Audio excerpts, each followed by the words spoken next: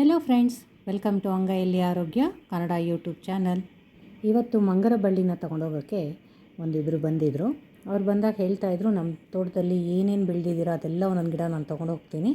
ಆದರೆ ನಮ್ಮ ಮನೆ ಮುಂದೆ ಬೆಳೆದಿರುವಂತಹ ದಾಸವಾಳ ಆಗಲಿ ಕಣಗಲೆ ಹೂವಾಗಲಿ ಎಲ್ಲನೂ ಕಿತ್ಕೊಂಡು ಹೋಗ್ಬಿಡ್ತಾರೆ, ಹಾಳು ಮಾಡ್ತಾರೆ, ಒಂದು ಗಿಡನೂ ಉಳಿಸಲ್ಲ ಅಂದರು. ಅದಕ್ಕೆ ನಾನು ಅವ್ರಿಗೆ ಈ ಗಾರ್ಡನಲ್ಲಿ ತೋರಿಸ್ತಾ ಇದ್ದೆ, ನೋಡಿ ಈ ಮಂಗರವಳ್ಳಿ ಅಂತ. ಸೊ ನಾವು ಹೊರಗಡೆ ಹೋಗಿ ಬರೋ ಟೈಮು ಚೆನ್ನಾಗಿ ನೋಡ್ಕೊಂಡಿರ್ತಾರೆ, ಬಂದು ಕದೀತಾರೆ, ಹೂವು ಕಿತ್ಕೊಂಡು ಹೋಗ್ತಾರೆ. ಒಂದು ಹೂವು ಕೀಳಬೇಕಾದ್ರೆ ಆ ಗಿಡನ ಹಾಳು ಮಾಡ್ತಾರೆ. ನೋಡಿ ಈ ಸಂದು ಬಳ್ಳಿ ಅಥವಾ ಮಂಗರ ಬಳ್ಳಿನ ಅದರ ಉಪಯೋಗ ಗೊತ್ತಿಲ್ಲ, ಹಾಗಾಗಿ ಅದನ್ನು ಕಿತ್ತಿದ್ದಾರೆ, ಹಾಳು ಮಾಡಿದ್ದಾರೆ. ಕೆಲವೊಂದು ಕಡೆ ಅದನ್ನು ಸ್ಟ್ಯಾಂಪ್ ಮಾಡಿ ಅದು ತುಂಬ ಹಾಳಾಗಿದೆ. ಸೊ ಈ ಬಲ್ತಿರೋ ಕಡ್ಡಿಗಳನ್ನ ನಾನು ಬಿಸಾಕೋದಿಲ್ಲ, ಅದನ್ನು ಮತ್ತೆ ನೆಡಕ್ಕೆ ಉಪಯೋಗಿಸ್ತಾ ಇದ್ದೀನಿ. ಯಾಕಂದರೆ ಲಾಸ್ಟ್ ವಿಡಿಯೋ ಈ ಮಂಗರ ಬಳ್ಳಿ ಚಟ್ನಿ ಬಗ್ಗೆ ಮಾಡಿದ್ನಲ್ಲ, ಅದನ್ನು ನೋಡಿದ ಮೇಲೆ ಸುಮಾರು ಜನ ಅದನ್ನು ಕೇಳಿ ಆ ಗಿಡನ ತೊಗೊಂಡೋಗಿದ್ದಾರೆ. ಸುಮಾರು 50 ಗಿಡಗಳನ್ನ ನಾನು ಈಗಾಗಲೇ ಕೊಟ್ಟಿದ್ದೀನಿ. ಈ ಥರ ಸಣ್ಣ ಪುಟ್ಟ ಪ್ರಾಬ್ಲಮ್ಗಳು ಪ್ರತಿಯೊಬ್ಬ ಗಾರ್ಡ್ನರು ಫೇಸ್ ಮಾಡ್ತಾರೆ. ಸೊ ಬೇರೆ ಯಾರೋ ನಮ್ಮ ಗಿಡನ ಹಾಳು ಮಾಡ್ತಾರೆ ಅಂತ ನಾವು ಗಿಡ ನೆಡೋದು, ಅದನ್ನು ಬೆಳೆಸೋದನ್ನು ನಿಲ್ಲಿಸಬಾರ್ದು. ನೋಡಿ ಈ ಥರ ಎಳೆ ಮಂಗರವಳ್ಳಿ ಬಳ್ಳಿನ ತೊಗೊಂಬಂದು ಕೈಗೆ ಚೆನ್ನಾಗಿ ಎಣ್ಣೆ ಹಚ್ಕೋಬೇಕು, ಇಲ್ಲಾಂದರೆ ಕೈ ಕಡ್ತಾ ಬರುತ್ತೆ. ಕೈಗೆ ಚೆನ್ನಾಗಿ ಎಣ್ಣೆ ಹಚ್ಕೊಂಡು ಮಂಗರ ಬಳ್ಳಿನ ತೊಳೆದ ಮೇಲೆ ಅದರ ಸಿಪ್ಪೆನ ತೆಗಿಬೇಕು. ಹೇಗೆ ನಾವು ನುಗ್ಗೆಕಾಯಿ ಸಿಪ್ಪೆ ತೆಗಿತೀವಲ್ಲ ಆ ಥರ ತೆಗಿಬೇಕು. ನೋಡಿ ಈ ಥರ ಜಾಯಿಂಟಲ್ಲಿ ಅದನ್ನು ಮುರ್ಕೊಂಡು ಆ ಒಂದೊಂದು ಜಾಯಿಂಟಿಂದನೂ ಒಂದೊಂದು ಪೀಸ್ ಮಾಡಿಕೊಂಡು ಈ ಥರ ನಿಧಾನವಾಗಿ ಅದರ ಸಿಪ್ಪೆನ ಪೀಲ್ ಮಾಡಬೇಕು. ಭಾಳ ಸುಲಭವಾಗಿ ಬರುತ್ತೆ. ಕಷ್ಟ ಅನಿಸಿದ್ರೆ ನಾವು ನೈಫ್ನ ಯೂಸ್ ಮಾಡ್ಬೋದು. ಬಟ್ ಇದು ತುಂಬ ಎಳೆ ಕುಡಿಗಳಿರೋದ್ರಿಂದ ನೋಡಿ ತುಂಬ ಡೆಲಿಕೇಟ್ ಆಗಿದೆ. ಸುಮ್ಮನೆ ಮುರಿದ್ರೆ ಅದರ ಫೈಬರ್ ಎಲ್ಲ ಬರುತ್ತೆ. ನೋಡಿ ಇಷ್ಟೊಂದು ವೇಸ್ಟ್ ಬಂದಿದೆ. ಈ ಎಲೆಗಳನ್ನು ಸಪ್ರೇಟ್ ಮಾಡಿ ಇಟ್ಕೋಬೇಕು, ಯಾಕಂದರೆ ನಾವು ಫ್ರೈ ಮಾಡಬೇಕಾದ್ರೆ ದಂಟಿನ ಜೊತೆನೇ ಹಾಕಿದ್ರೆ ಎಲೆ ತುಂಬ ಬೇಗ ಫ್ರೈ ಆಗಿಬಿಡುತ್ತೆ. ಹಾಗಾಗಿ ಫಸ್ಟು ದಂಟನ್ನು ಚೆನ್ನಾಗಿ ಫ್ರೈ ಮಾಡಿ ಆಮೇಲೆ ಎಲೆನ ಫ್ರೈ ಮಾಡಬೇಕು. ಹಾಗಾಗಿ ನಾವು ಕ್ಲೀನ್ ಮಾಡ್ತಾನೆ ದಂಟು ಮತ್ತು ಎಲೆಗಳನ್ನ ಸಪ್ರೇಟಾಗಿ ಮಾಡ್ಕೋಬೇಕು.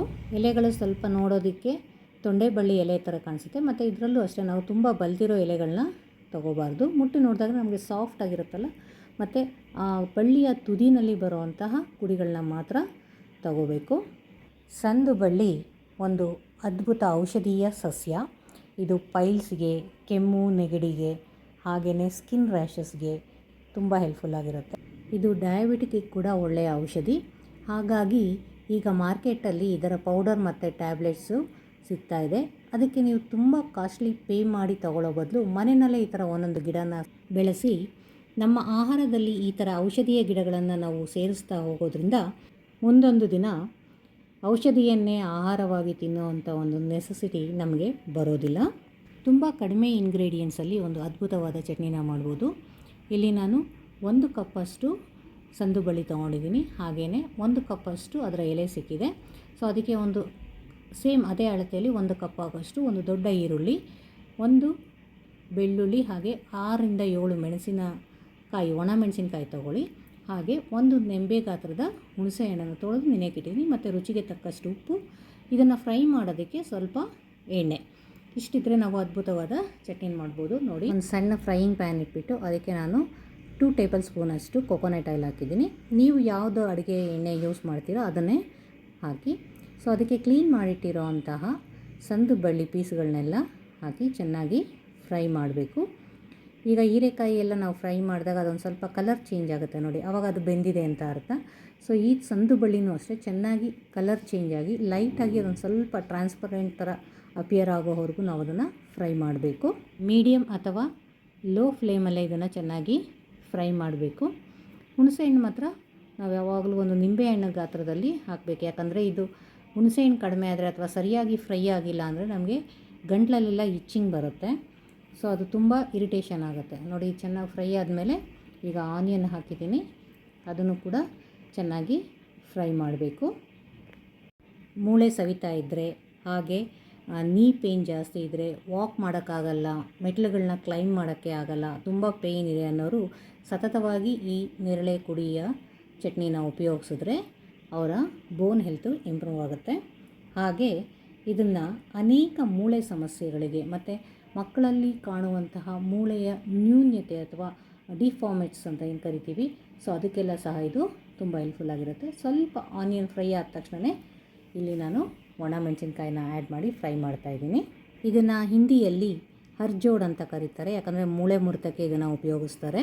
ಹಾಗೆ ಅಸ್ಥಿ ಶೃಂಖಲ ಅಂತ ಸಂಸ್ಕೃತಲ್ಲಿ ಕರೀತಾರೆ, ನಲ್ಲೇರು ಅಂತ ತೆಲುಗಲ್ಲಿ, ಹಾಗೆ ಪಿರಂಡೈ ಅಂತ ತಮಿಳಲ್ಲಿ ಕರೀತಾರೆ. ನಿಮ್ಮ ಕಡೆ ಈ ಬಳ್ಳಿನ ಏನಂತ ಕರೀತಾರೆ ಅನ್ನೋದನ್ನು ಕಾಮೆಂಟ್ ಮೂಲಕ ತಿಳಿಸಿ.